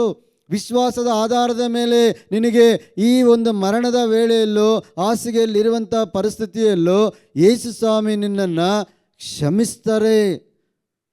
ಈ ಲೋಕದಲ್ಲಿ ಯೇಸುವಿನ ಪ್ರೀತಿ ಹೇಗೆ ಅಂತೇಳಿದರೆ, ಕಳ್ಳನು ತನ್ನ ಕೊನೆಯ ಗಳಿಗೆಯಲ್ಲಿ ಆ ಯೇಸುವನ್ನು ಗಟ್ಟಿಯಾಗಿ ಹಿಡ್ಕೊಂಡ್ಬಿಟ್ಟ. ಯೇಸುವೇ, ಈ ಲೋಕದಲ್ಲಿ ನಾನು ಬದುಕಿರಬೇಕಾದ್ರೆ ಪಾಪಗಳನ್ನು ಮಾಡಿದೆ, ಕೊಲೆ ಮಾಡಿದೆ, ದರೋಡೆ ಮಾಡಿದೆ, ನಾನು ಮಾಡಬಾರದ ತಪ್ಪುಗಳನ್ನು ಮಾಡಿ ಈ ಶಿಕ್ಷೆಗೆ ಬಂದಿದ್ದೇನೆ. ಈ ಶಿಕ್ಷೆ ನನಗೆ ನ್ಯಾಯವಾಗಿದೆ. ಯೇಸುವೇ, ನೀವು ಸ್ವರ್ಗದಲ್ಲಿರುವಾಗ ನನ್ನನ್ನು ನೆನಪು ಮಾಡಿಕೊಳ್ಳಿ. ಪ್ರಿಯ ನನ್ನ ಸಹೋದರ ಸಹೋದರಿ, ಅಲ್ಲಿ ಯೇಸು ಸ್ವಾಮಿ ಆ ಮನುಷ್ಯನಿಗೆ ಹೇಳಿದರು, ಹಿಂದೆ ನೀನು ನನ್ನೊಂದಿಗೆ ಪರಂಧಾಮದಲ್ಲಿರುತ್ತೀಯ, ಹಿಂದೆ ನೀನು ನನ್ನೊಂದಿಗೆ ಪರಂಧಾಮದಲ್ಲಿರುತ್ತೀಯ. ಕೊನೆಯ ಗಳಿಗೆಯಲ್ಲಿ ಇನ್ನೇನು ಸಾಯುವ ಮುನ್ನ, ಯೇಸು ಸ್ವಾಮಿ ಇನ್ನೇನು ಪ್ರಾಣತ್ಯಾಗ ಮಾಡುವ ಮುನ್ನ ಆ ಕಳ್ಳ ಸ್ವರ್ಗವನ್ನು ಕದ್ಕೊಂಡೋದ. ಪ್ರಿಯ ನನ್ನ ಸಹೋದರ ಸಹೋದರಿ, ಇವತ್ತು ನೀನು ಯೇಸುವಿನ ಪ್ರೀತಿಯ ಬಗ್ಗೆ ಧ್ಯಾನ ಮಾಡ್ತಾ ಇದ್ದೀಯಾ? ನೀನು ಎಂಥ ಘೋರವಾದ ಪಾಪಗಳನ್ನು ಮಾಡಿದ್ದರು, ತಪ್ಪುಗಳನ್ನು ಮಾಡಿದ್ದರು, ನೀನು ಆ ಪಾಪಗಳಿಗಾಗಿ ಪ್ರಭು ಯೇಸುವಿನಲ್ಲಿ ನೀನು ಪ್ರಾರ್ಥನೆ ಮಾಡು. ನಿನ್ನ ಅಂತರಾತ್ಮದಿಂದ ನೀನು ಪ್ರಾರ್ಥನೆ ಮಾಡು. ನೀನು ಒಂದು ವೇಳೆ ಚರ್ಚಿಗೆ ಹೋಗೋದಕ್ಕೆ ನಿನಗೆ ಆಗ್ತಾ ಇದ್ದರೆ, ಅಥವಾ ಮನೆಯಲ್ಲಿ ನೀನು ಇವತ್ತು ಕೂತ್ಕೊಂಡಿದ್ರೆ, ನಿನಗೆ ಕೈಕಾಲು ಗಟ್ಟಿ ಇದ್ದರೆ ಚರ್ಚಿಗೆ ಹೋಗು. ಒಂದು ಒಳ್ಳೆ ಪಾಪ ನಿವೇದನೆ ಮಾಡಿ, ಗುರುಗಳ ಬಳಿ ಹೋಗಿ ಒಂದು ಒಳ್ಳೆ ಪಾಪ ನಿವೇದನೆ ಮಾಡಿ. ನಿಮ್ಮನ್ನು ಯೇಸು ಪ್ರೀತಿ ಮಾಡ್ತಾರೆ. ಆ ಯೇಸುವಿನ ಪ್ರೀತಿಯ ಬಗ್ಗೆ ಈ ಪ್ರಪಂಚದಲ್ಲಿ ನಾವು ಎಷ್ಟು ಧ್ಯಾನ ಮಾಡಿದ್ರೂ ಅದು ಮುಕ್ತಾಯ ಆಗುವುದಿಲ್ಲ ಪ್ರಿಯರೇ. ಕ್ರಿಸ್ತ ಯೇಸುವಿನ ಪ್ರೀತಿಯಿಂದ ನಮ್ಮನ್ನು ಬೇರ್ಪಡಿಸೋದಕ್ಕೆ ಯಾರಿಂದಲೂ ಸಾಧ್ಯವಿಲ್ಲ. ಹೀಗಾಗಿ ಯೇಸುವಿನ ಪ್ರೀತಿಯನ್ನು ನೀನು ಅನುಭವಿಸಬೇಕಾದ್ರೆ ಮೊದಲನೇದಾಗಿ ನೀನು ಯೇಸುವನ್ನು ವಿಶ್ವಾಸಿಸು. ಎರಡನೇದಾಗಿ ಆ ಯೇಸುವಿನ ಪ್ರೀತಿಯಲ್ಲಿ ಅಚಲವಾದ ನಂಬಿಕೆಯನ್ನು ಇಡು. ಆ ಯೇಸು ನಿನ್ನನ್ನು ಪ್ರೀತಿಸ್ತಾರೆಂಬುದಾಗಿ ನೀನು ನಂಬು. ಯೇಸುವನ್ನು ನೀನು ಹೇಗೆ ನಂಬ್ತೀಯೋ ಅದೇ ಪ್ರಕಾರವಾಗಿ ಯೇಸು ನನ್ನನ್ನು ಪ್ರೀತಿಸ್ತಾರೆಂಬುದಾಗಿ ನೀನು ವಿಶ್ವಾಸಿಸು. ಮೂರನೇದಾಗಿ ಆ ಯೇಸುವಿನ ಪ್ರೀತಿಗಾಗಿ ನೀನು ಏನೆಲ್ಲ ಪಾಪಗಳನ್ನು ಮಾಡಿದೀಯೋ, ನೀನು ಏನೆಲ್ಲ ದ್ರೋಹ ಮಾಡಿದೀಯೋ, ನಿನ್ನ ಗತಕಾಲದಲ್ಲಿ ಏನೆಲ್ಲ ದೇವರಿಗೆ ವಿರುದ್ಧವಾಗಿ ನೀನು ಜೀವನ ಮಾಡಿದೀಯೋ ಆ ಎಲ್ಲ ತಪ್ಪುಗಳಿಗಾಗಿ ಆ ಯೇಸುವಿನಲ್ಲಿ ನೀನು ಕ್ಷಮೆಯನ್ನು ಯಾಚಿಸು. ಅದಕ್ಕೆ ದೇವರು ನಮಗೆ ಸಂಸ್ಕಾರ ಕೊಟ್ಟಿದ್ದಾರೆ, ಪಾಪ ನಿವೇದನೆ ಸಂಸ್ಕಾರ. ಈ ಸಂಸ್ಕಾರವನ್ನು ನೀನು ವಿಶ್ವಾಸಿಸು. ಅಲ್ಲಿ ಗುರುಗಳು ಇರೋದಿಲ್ಲ ಪ್ರಿಯರೇ, ಅಲ್ಲಿ ಯೇಸು ಮರೆಯಾಗಿರ್ತಾರೆ. ಅಲ್ಲಿ ಯೇಸು ಮರೆಯಾಗಿರ್ತಾರೆ. ಯೇಸು ಸ್ವಾಮಿ ಆ ಗುರುಗಳ ಮುಖಾಂತರ ಮರೆಯಾಗಿದ್ದುಕೊಂಡು ನಾವು ಹೇಳುವಂಥ ಎಲ್ಲ ಪಾಪಗಳನ್ನು ಯೇಸು ಸ್ವಾಮಿ ತಮ್ಮ ಶಿಲುಬೆ ಮೇಲೆ ಹೊತ್ತು ಅದನ್ನು ಬಿಡುಗಡೆ ಮಾಡಿದ್ದಾರೆ. ಅದರ ಆಶೀರ್ವಾದ ನಾವು ಪಾಪ ನಿವೇದನೆ ಮಾಡುವಾಗ ನಮಗೆ ಸಿಗುತ್ತೆ. ಅದಕ್ಕಾಗಿ ಸಂತ ಪೌಲರು ಹೇಳ್ತಾರೆ, ಸಾವಾಗಲಿ ಜೀವವಾಗಲಿ, ದೇವದೂತರಾಗಲಿ ದುರಾತ್ಮಗಳಾಗಲಿ, ಈಗಿನ ಸಂತತಿಗಳೇ ಆಗಲಿ, ಭವಿಷ್ಯದ ಆಗು ಹೋಗುಗಳೇ ಆಗಲಿ, ಯಾವ ಶಕ್ತಿಗಳೇ ಆಗಲಿ, ನಮ್ಮ ಪ್ರಭು ಯೇಸು ಕ್ರಿಸ್ತರಲ್ಲಿ ತೋರಿ ಬಂದ ದೈವ ಪ್ರೀತಿಯಿಂದ ನಮ್ಮನ್ನು ಬೇರ್ಪಡಿಸಲಾರವು. ಯಾವ ಶಕ್ತಿಗಳು, ಮಾಟ ಮಂತ್ರ, ಶಕುನಗಳು, ತಾಯ್ತಗಳು, ತಗಡು ಇವೆಲ್ಲ ನಮ್ಮನ್ನು ಏನು ಮಾಡೋದಿಲ್ಲ. ಇವೆಲ್ಲವುಗಳನ್ನು ಯೇಸು ಸ್ವಾಮಿ ಪರಿಪೂರ್ಣವಾಗಿ ಬಂಧಿಸಿ ಆ ಶಿಲುಬೆ ಮೇಲೆ ತಮ್ಮ ರಕ್ತವನ್ನು ಸುರಿಸಿ ಅವರು ಪ್ರಾಣವನ್ನು ಕೊಟ್ಟು ಈ ಎಲ್ಲ ದುರಾತ್ಮಗಳಿಂದ, ದುಷ್ಟಶಕ್ತಿಗಳಿಂದ, ಆ ಕೇಡುಗಳಿಂದ, ಎಲ್ಲ ಜೀವನದ ಆಗು ಹೋಗುಗಳಿಂದ ನಮ್ಮನ್ನು ಪರಿಪೂರ್ಣವಾಗಿ ಬಿಡುಗಡೆಗೊಳಿಸಿದ್ದಾರೆ. ಯೇಸು ನಮ್ಮನ್ನು ಕೊಂಡುಕೊಂಡಿದ್ದಾರೆ, ಯೇಸು ನಮ್ಮನ್ನು ಖರೀದಿ ಮಾಡಿದ್ದಾರೆ, ಅವರ ರಕ್ತದಿಂದ ನಮ್ಮನ್ನು ಪವಿತ್ರೀಕರಿಸಿದ್ದಾರೆ, ನಮ್ಮನ್ನು ಶುದ್ಧೀಕರಿಸಿದ್ದಾರೆ. ಮುಂದೆ ಸಂತ ಪೌಲರು ಹೇಳ್ತಾರೆ, ಅಂತೆಯೇ ಮೇಲನ ಲೋಕವಾಗಲಿ ಕೆಳಗಣ ಲೋಕವಾಗಲಿ ಸೃಷ್ಟಿ ಸಮಸ್ತಗಳಲ್ಲಿ ಯಾವುದೇ ಆಗಲಿ ಆ ಪ್ರೀತಿಯಿಂದ ನಮ್ಮನ್ನು ಬೇರ್ಪಡಿಸಲು ಸಾಧ್ಯವಿಲ್ಲ, ಇದು ನಿಶ್ಚಯ. ಪ್ರೇರೆ, ಈ ಸೃಷ್ಟಿಯಲ್ಲಿ ಯಾವ ಶಕ್ತಿಗಳು, ಯಾವ ಮನುಷ್ಯನು, ಯಾವ ಪರಿಸ್ಥಿತಿಗಳು ಯೇಸುವಿನ ಪ್ರೀತಿಯಿಂದ ನಮ್ಮನ್ನು ಬೇರ್ಪಡಿಸೋದಕ್ಕೆ ಸಾಧ್ಯ ಇಲ್ಲ. ಇದನ್ನು ಸಂತ ಪೌಲರು ತಮ್ಮ ಜೀವನದ ಅನುಭವಗಳನ್ನು ಕುರಿತು ನಮಗೆ ಇದನ್ನು ಹೇಳ್ತಾರೆ. ಪ್ರಿಯ ನನ್ನ ಸಹೋದರ ಸಹೋದರಿಯರೇ, ನನ್ನ ಒಂದು ಸಾಕ್ಷಿಯನ್ನೇ ನಾನು ಈ ಸಮಯದಲ್ಲಿ ಹೇಳಲು ಇಷ್ಟಪಡ್ತೇನೆ. ನಾನು ಪ್ರಭು ಯೇಸುವಿನ ಬಳಿಗೆ ಬಂದಾಗ ಕಣ್ಣೀರಿನಲ್ಲಿ ಬಂದಂಥ ವ್ಯಕ್ತಿ, ದುಃಖದಲ್ಲಿ ಬಂದಂಥ ವ್ಯಕ್ತಿ. ಮನೆ ಕಳ್ಕೊಂಡು ಬಂದೆ. ಮನೆ ನನ್ನ ಜೀವನದ ಒಂದು ಅವಿಭಾಜ್ಯ ಅಂಗ ಆಗಿತ್ತು. ಒಂದು ಮನೆ ಕಟ್ಟುವುದಕ್ಕಾಗಿ, ಆ ಮನೆ ನಿರ್ಮಾಣ ಮಾಡುವುದಕ್ಕಾಗಿ ಯಾರೋ ಸ್ನೇಹಿತರು ಸಹಾಯ ಮಾಡೋದಕ್ಕಾಗಿ ಬಂದಂಥವರು. ಒಂದು ಸಣ್ಣ ಮನೆ, ಆ ಮನೆಯನ್ನು ಒಡೆದಾಕಿ ಒಂದು ಮೋಲ್ಡ್ ಮನೆ ಮಾಡಿ ಅದರ ಮೇಲೆ ಒಂದು 2-3 ಮನೆ ಕಟ್ಟಬೇಕೆಂಬುದಾಗಿ ಆಲೋಚನೆ ಮಾಡಿ ಮನೆಯನ್ನು ನಿರ್ಮಾಣ ಮಾಡುವ ಸಮಯದಲ್ಲಿ ಆ ಜಾಗದಲ್ಲಿ ಕೆಲವು ಸಮಸ್ಯೆಗಳು ಉಂಟಾಗಿ ಆ ಜಾಗ ನನಗೆ ಸಿಗಲಿಲ್ಲ. ಈ ಜಾಗ ಇಲ್ಲದೆ ಹೋದಾಗ ಮನೆ ಕಟ್ಟೋದಕ್ಕೆ ಆಗೋದಿಲ್ಲ. ಕಟ್ಟುವಂಥ ವ್ಯಕ್ತಿಗಳು ಸಹ ಬಿಟ್ಟು ಹೋದರು. ಇವಾಗ ಯಾವ ನಿರೀಕ್ಷೆ ಇಲ್ಲ, ಯಾವ ಆಧಾರ ಇಲ್ಲ. ನನ್ನ ಕನಸುಗಳೆಲ್ಲ ನುಚ್ಚು ನೂರಾಗಿ ಹೋಯಿತು. ಏನು ಮಾಡಬೇಕು ಗೊತ್ತಿಲ್ಲ. ಪ್ರೇರೆ, ಕೊನೆಗೆ ಸಾಯುವಂಥ ಪರಿಸ್ಥಿತಿ. ಸತ್ತರೆ ನರಕ, ಸಾಯೋದಕ್ಕೆ ಮನಸ್ಸಿಲ್ಲ. ಬದುಕಬೇಕು, ಬದುಕೋದಕ್ಕೆ ಮಾರ್ಗ ಇಲ್ಲ. ಎಲ್ಲ ಮುಚ್ಚಿ ಹೋದಂಥ ಬಾಗಿಲುಗಳು, ಎಲ್ಲೂ ಬಾಗಿಲುಗಳು ಓಪನ್ ಇಲ್ಲ. ಏನು ಮಾಡಬೇಕು ಗೊತ್ತಿಲ್ಲ. ಫುಲ್ಲು ಬ್ಲಾಂಕ್ ಆಗಿದ್ದೀನಿ, ಏನೂ ಗೊತ್ತಿಲ್ಲ. ಬದುಕಬೇಕು, ಹೇಗೆ ಬದುಕಬೇಕು ಗೊತ್ತಿಲ್ಲ. ಪ್ರೇರೆ, ನಾನು ಆರಾಧನೆ ಮಾಡುವಂಥ ಯೇಸು ನಿಜವಾದ ದೇವರು. ಹಾಗಾದರೆ ಯಾಕೆ ನನ್ನ ಜೀವನದಲ್ಲಿ ಈ ಥರ ಪರಿಸ್ಥಿತಿ ಆಗಿದೆ? ಒಂದು ವೇಳೆ ದೇವರು ಇದ್ದಾರೋ ಇಲ್ವೋ? ಡೌಟ್ ಆಯಿತು. ದೇವರಿದ್ದರೆ ನನ್ನ ಜೀವನದಲ್ಲಿ ಹೀಗೆ ಏನಕ್ಕಾಯಿತು? ನಾನು ದೇವರ ವಾಕ್ಯಗಳನ್ನು ಆಲಿಸುವುದಕ್ಕಾಗಿ ಧ್ಯಾನಿಸುವುದಕ್ಕಾಗಿ ಬೆಂಗಳೂರಿನಲ್ಲಿ RRC ಧ್ಯಾನ ಮಂದಿರಕ್ಕೆ ಹೋಗಿ ಅಲ್ಲಿ ಕುಳಿತೆ. 2007ನೇ ಇಸ್ವಿಯಲ್ಲಿ ಅಲ್ಲಿ ಎಮ್ಮಾವುಸ್ ಎಂಬುದಾಗಿ ಧ್ಯಾನಕೂಟ ನಡೀತಾ ಇತ್ತು. ಆ ಧ್ಯಾನಕೂಟದಲ್ಲಿ ನಾನು ಭಾಗವಹಿಸುವಾಗ ಇದೇ ದೇವರ ವಾಕ್ಯಗಳು ಅನೇಕ ಗುರುಗಳ ಮುಖಾಂತರ, ಅನೇಕ ದೈವ ಸೇವಕರ ಮುಖಾಂತರ ಆ ವಾಕ್ಯಗಳನ್ನು ಹೇಳುವಾಗ ಪ್ರಿಯರೇ, ನನ್ನ ಹೃದಯದಲ್ಲಿ ದೇವರ ಪ್ರೀತಿ ತುಂಬಿತು. ನಾನು ಯೇಸುವಿನಲ್ಲಿ ಪ್ರಾರ್ಥನೆ ಮಾಡಿದೆ, ಯೇಸುವೆ, ಈಗ ಎಲ್ಲರೂ ನನ್ನನ್ನು ಕೈಬಿಟ್ಟಿದ್ದಾರೆ, ನನ್ನ ಆಲೋಚನೆಗಳು, ನನ್ನ ಮಾರ್ಗಗಳು ಯಾವುದೂ ಫಲಿಸಲಿಲ್ಲ, ಈಗ ನನಗೆ ಏನು ಮಾಡಬೇಕು ಗೊತ್ತಿಲ್ಲ, ನೀವೇ ನನಗೆ ಮಾರ್ಗವು ಸತ್ಯವೂ ಜೀವವೂ ನಾನೇ ಎಂಬುದಾಗಿ ಹೇಳಿದ ಯೇಸುವೆ, ನನಗೆ ಮಾರ್ಗ ತೋರಿಸ್ರಿ ಎಂಬುದಾಗಿ ಪ್ರೇರೆ ನನ್ನನ್ನು ಯೇಸುವಿಗೆ ಪರಿಪೂರ್ಣವಾಗಿ ಒಪ್ಪಿಸಿ ಆ ಒಂದು ಧ್ಯಾನಕೂಟದಲ್ಲಿ ಪರಿಪೂರ್ಣವಾಗಿ ಒಳ್ಳೆಯ ಪಾಪ ನಿವೇದನೆ ಮಾಡಿದೆ. 10 ಗೋಳಾಡಿ ನನ್ನ ಜೀವನದ ಪ್ರತಿಯೊಂದು ಪಾಪಗಳನ್ನು ದೇವರು ನನಗೆ ನೆನಪು ಮಾಡಿಕೊಟ್ರು. ಆ ಎಲ್ಲ ಪಾಪಗಳನ್ನು ನಾನು ಅರಿಕೆ ಮಾಡಿದೆ. ಗುರುಗಳ ಬಳಿ ಹೋಗಿ ಪಾಪ ನಿವೇದನೆ ಮಾಡಿ ಕಣ್ಣೀರಿನಿಂದ ಪ್ರಾರ್ಥನೆ ಮಾಡಿದೆ. ಪ್ರೇರೆ, ಅಂದು ಯೇಸು ನನಗೆ ಒಂದು ವಾಗ್ದಾನ ಮಾಡಿದರು. ಯೋಹಾನ 15:16ನೇ ವಾಕ್ಯದಲ್ಲಿ, ನೀನು ನನ್ನನ್ನು ಆರಿಸಿಕೊಳ್ಳಲಿಲ್ಲ, ನಾನೇ ನಿನ್ನನ್ನು ಆರಿಸಿಕೊಂಡಿದ್ದೇನೆ. ನೀನು ಲೋಕಕ್ಕೆ ಹೋಗಬೇಕು, ಸಫಲರಾಗಬೇಕು, ಆ ಫಲ ಶಾಶ್ವತವಾಗಿ ಉಳಿಯಬೇಕೆಂದೇ ನಾನು ನಿನ್ನನ್ನು ನೇಮಿಸಿದ್ದೇನೆ ಎಂಬುದಾಗಿ ಯೇಸು ನನಗೆ ಈ ವಾಕ್ಯವನ್ನು ಕೊಟ್ಟು ನನ್ನನ್ನು ಅಭಿಷೇಕ ಮಾಡಿದರು, ನನ್ನನ್ನು ಬಲಪಡಿಸಿದರು. ಪ್ರೇರೆ, ಆ ವಾಕ್ಯವನ್ನೇ ಇಟ್ಟುಕೊಂಡು ಯೇಸುವನ್ನೇ ದೃಢವಾಗಿ ನಾನು ನಂಬಿ ನನ್ನ ಜೀವಿತದಲ್ಲಿ ಏನೇ ಬರಲಿ, ಇನ್ನು ಮುಂದೆ ನಾನು ನಿನಗಾಗಿ ಬದುಕ್ತೀನಿ, ನಿನಗಾಗಿ ಜೀವಿಸ್ತೀನಿ ಎಂಬುದಾಗಿ ಭರವಸೆಯಿಂದ ನಾನು ಆ ಧ್ಯಾನಕೂಟವನ್ನು ಮುಗಿಸಿದ ನಂತರ ದೇವರ ವಾಕ್ಯಗಳನ್ನು ಬಿಡಲಿಲ್ಲ, ಬೈಬಲ್ ಬಿಡಲಿಲ್ಲ. ಅದನ್ನು ಓದಿ ಓದಿ ಓದಿ ಪವಿತ್ರಾತ್ಮರಿಂದ ದೇವರು ನನ್ನನ್ನು ತುಂಬಿಸಿದರು. ಪವಿತ್ರಾತ್ಮರಿಂದ ನನ್ನನ್ನು ತುಂಬಿಸಿ ದೇವರು ನನಗೆ ಅವರ ಕೃಪೆಗಳಿಂದ ತುಂಬಿಸಿ ದೇವರ ವಾಕ್ಯಗಳನ್ನು ಧ್ಯಾನ ಮಾಡುವಂಥ, ಮತ್ತೊಬ್ಬರಿಗೆ ಹೇಳುವಂಥ ಒಂದು ದೊಡ್ಡ ಕೃಪೆಯನ್ನು ನನಗೆ ಕೊಟ್ಟರು. ಆ ದಿನಗಳಲ್ಲಿ ನನಗೆ ಮನೆ ಇದ್ದಿಲ್ಲ. ಆದರೆ ಈ ದಿನ 2026ನೇ ಇಸ್ವಿಯಲ್ಲಿ ದೇವರು ನನಗೆ ಕಳೆದುಕೊಂಡಂಥ ಆ ಮನೆಯನ್ನು ಮತ್ತೊಂದು ಕಡೆ ದೇವರು ನನಗೆ ಕೊಟ್ಟು ಮನೆಯನ್ನು ಸಹ ಕೊಟ್ಟು ಆಶೀರ್ವಾದ ಮಾಡಿದ್ದಾರೆ. ಪ್ರಿಯ ನನ್ನ ಸಹೋದರ ಸಹೋದರಿ, ದೇವರ ಕೈಗಳು ಮೋಟುಗೆಯಲ್ಲ, ದೇವರ ಕಿವಿ ಕಿವುಡಲ್ಲ, ದೇವರ ಕಣ್ಣು ಕುರುಡಲ್ಲ. ಪ್ರಿಯರೇ, ದೇವರು ಇಂದಿಗೂ ಜೀವಿಸುವ ದೇವರಾಗಿದ್ದಾರೆ. 15 ವರ್ಷಗಳಾಗಿದ್ದರೂ ಮದುವೆಯಾಗಿದ್ದರೂ ಮಕ್ಕಳು ಇಲ್ಲ.